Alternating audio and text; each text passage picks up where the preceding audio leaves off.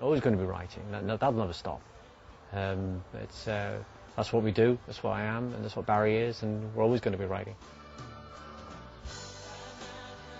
You hear the music first, you can have a title, but you can always hear the melody first, and then you write lyrics to the melody.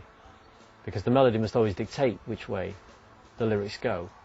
And sometimes you can get a piece of lyric or a few lines just at the same time, but generally it's the melody first.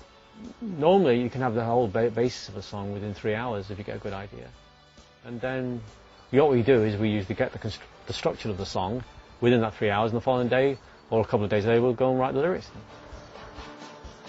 If it's a particularly strong song, a good song, it'll come fast and it'll kind of write itself.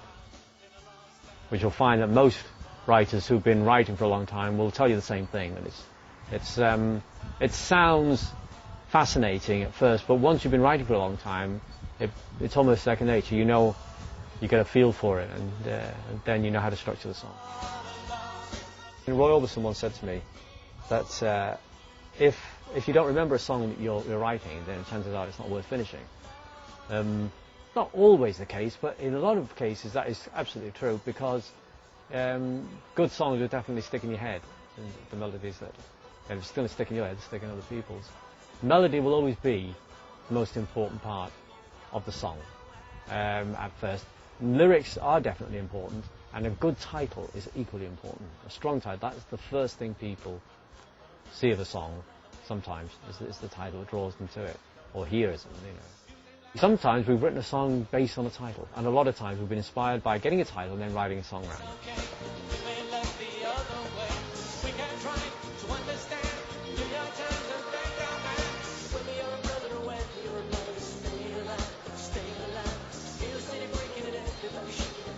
Actually, Staying Alive, we had the title first, and the strange story about that was we had pressure from everybody at Paramount to change the title to Saturday Night because of the film. And our argument at the time was there was about 3,000 songs called Saturday Night, and it wouldn't be anything different. They thought Staying Alive was too abstract, too aloof, too academic for people to connect with. And we said, well, the reason we like it is because it is different, it's unusual, and there was that thing about being different, you know. We don't want to be like everybody else. We want something, if this works, it's going to be remembered. But they agreed in the end we could keep it Staying Alive. We held our ground, as indeed, as history has revealed, and it became Staying Alive. And of course, it worked. And I don't think it would have worked as well if it had been called Saturday Night, because if we had Saturday Night and Night Fever on the same album, it would be too bland, I suspect, having one track called Night Fever, another track called Saturday Night. We interpreted jive talking as a kind of like, you know, not as lying or bullshit, which is what jive actually means and meant. And we understood as jive talking as talking in rhythm, you know, but as in a musical expression.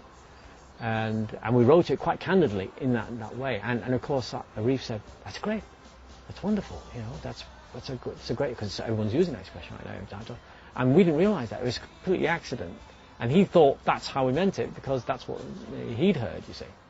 But, and we wrote it with the words and everything before he came up to us and said, you do know what this means, don't you? Because that's how you've written it. The lyrics lend themselves completely to that. You do know that that's what you're singing. And we said, well, when he told us what it meant, we weren't. But the lyrics fitted perfectly.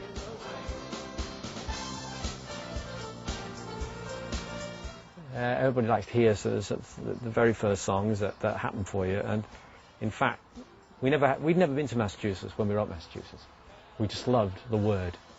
It was written on a small boat in New York Harbor one afternoon, near the Statue of Liberty, it's a very choppy water.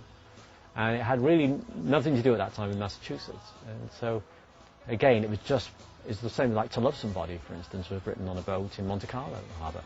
It was actually that afternoon that we wrote To Love Somebody, where we first heard Brian Epstein had committed suicide. He was the manager of the Beatles, and we were with Robert Stigwood, and it was when Robert's assistant came down to the boat and said, "Brian's been found dead in England." Now, Night on Broadway was written at the same time as Jive Talking on the Main Course album, with Arif as producer, and again, we called it Lights on Broadway. That was the title line. And he said, Lights on Broadway, oh, very nice, terrific, but it would be more seedy because Broadway is not really, we know with lights, but we want the darker side of Broadway. It would just be a nicer edge. He said, every time you sing that, I hear the word nights rather than lights. So, all right, we'll change it to Nights on Broadway because he said, that's dark, it's more seedier, it gets more, and of course he was right. But the ironic thing was, we couldn't stop singing Lights on Broadway when we recorded it. So we kept singing Lights on Broadway and finished it.